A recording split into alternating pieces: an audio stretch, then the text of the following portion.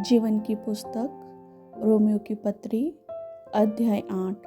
अतः अब जो मसीह यीशु में हैं उन पर दंड की आज्ञा नहीं, क्योंकि वे शरीर के अनुसार नहीं वरन आत्मा के अनुसार चलते हैं। क्योंकि जीवन की आत्मा की व्यवस्था ने मसीह यीशु में मुझे पाप की और मृत्यु की व्यवस्था से स्वतंत्र कर दिया। क्योंकि जो काम व्यवस्था शरीर के कारण दुर्बल होकर न कर सकी, उसको परमेश्वर ने किया, अर्थात अपने ही पुत्र को पापमय शरीर की समानता में और पाप बलि होने के लिए भेजकर शरीर में पाप पर दंड की आज्ञा दी। इसलिए कि व्यवस्था की विधि हम में जो शरीर के अनुसार नहीं वरन आत्मा के अनुसार चलते हैं पूरी की जाए। क्योंकि शारीरिक व्यक्ति शरीर की बातों पर मन लगाते हैं, परंतु आध्यात्मिक आत्मा की बातों पर मन लगाते हैं। शरीर पर मन लगाना तो मृत्यु है, परंतु आत्मा पर मन लगाना जीवन और शांति है। क्योंकि शरीर पर मन लगाना तो परमेश्वर से बैर रखना है, क्योंकि न तो परमेश्वर की व्यवस्था के अधीन है और न हो सकता है। और जो शारीरिक दशा में है वे परमेश्वर को प्रसन्न नहीं कर सकते। परंतु जबकि परमेश्वर का आत्मा तुम में बसता है तो तुम शारीरिक दशा में नहीं परंतु आत्मिक दशा में हो। यदि किसी में मसीह का आत्मा नहीं तो वह उसका जन नहीं। यदि मसीह तुम में है तो देह पाप के कारण मरी हुई है, परंतु आत्मा धर्म के कारण जीवित है। यदि उसी का आत्मा जिसने यीशु को मरे हुओं में से जिलाया तुम में बसा हुआ है, तो जिसने मसीह को मरे हुओं में से जिलाया वह तुम्हारी नश्वर देहों को भी अपने आत्मा के द्वारा जो तुम में बसा हुआ है जिलाएगा। इसलिए हे भाइयों, हम शरीर के कर्जदार नहीं कि शरीर के अनुसार दिन काटे। क्योंकि यदि तुम शरीर के अनुसार दिन काटोगे तो मरोगे, यदि आत्मा से देह की क्रियाओं को मारोगे तो जीवित रहोगे। इसलिए कि जितने लोग परमेश्वर के आत्मा के चलाए चलते हैं वे ही परमेश्वर के पुत्र हैं। क्योंकि तुमको दासत्व की आत्मा नहीं मिली कि फिर भयभीत हो, परंतु ले पालकपन की आत्मा मिली है, जिससे हम हे अब्बा हे पिता कहकर पुकारते हैं।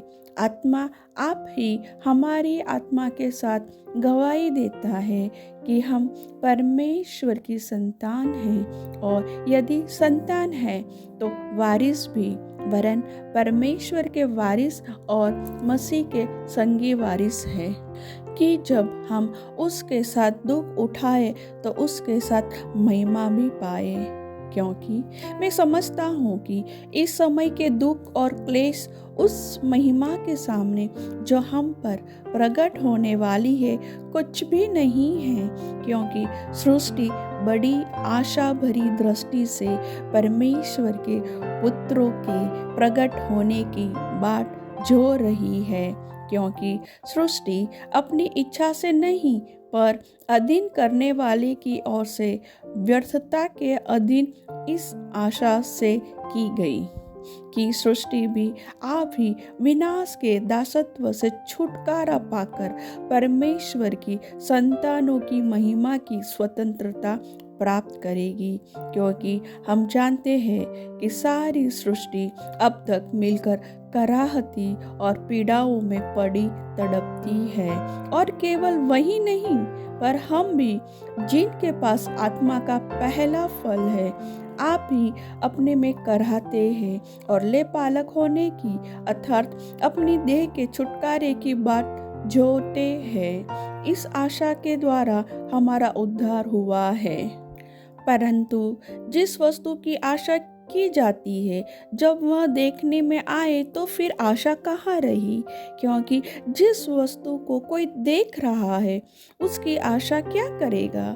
परंतु जिस वस्तु को हम नहीं देखते यदि उसकी आशा रखते हैं तो धीरज से उसकी बाट जोहते भी है।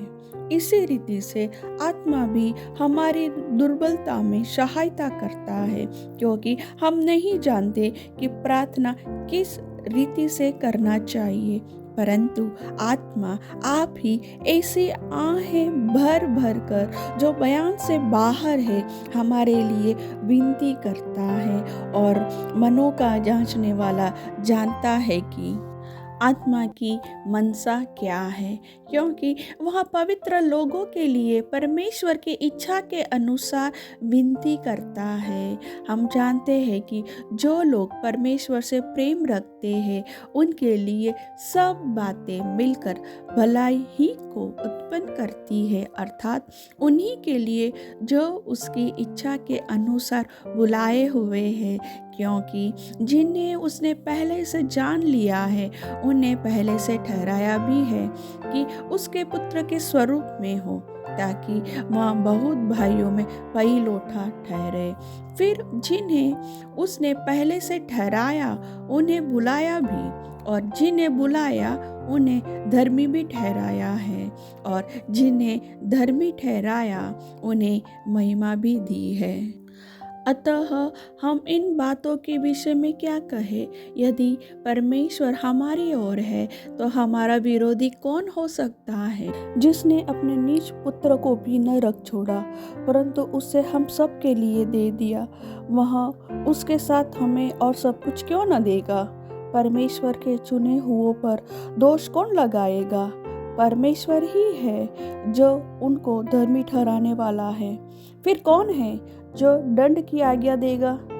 मसीह ही है जो मर गया वरन मुर्दों में से जी भी उठा और परमेश्वर के दाहिनी ओर है और हमारे लिए निवेदन भी करता है। कौन हमको मसीह के प्रेम से अलग करेगा? क्या क्लेश या संकट या उपद्रव या अकाल या नंगाई या जोखिम या तलवार? जैसा लिखा है, तेरे लिए हम दिन भर घात किए जाते हैं, हम वध होने वाली भेड़ों के समान गिने गए हैं। परंतु इन सब बातों में हम उसके द्वारा जिसने हमसे प्रेम किया है जीवन से भी बढ़कर है, क्योंकि मैं निश्चय जानता हूँ कि न तो मृत्यु, न जीवन, न स्वर्गदूत, न प्रधानताएं, न वर्तमान, न भविष्य, न सामर्थ्य, न ऊंचाई, न गहराई और न कोई और सृष्टि हमें परमेश्वर के प्रेम से जो हमारे प्रभु मसीह यीशु में है अलग कर सकेगी। वचन के सुनने वाले को परमेश्वर समझ बुद्धि ज्ञान की आत्मा दे। आमीन।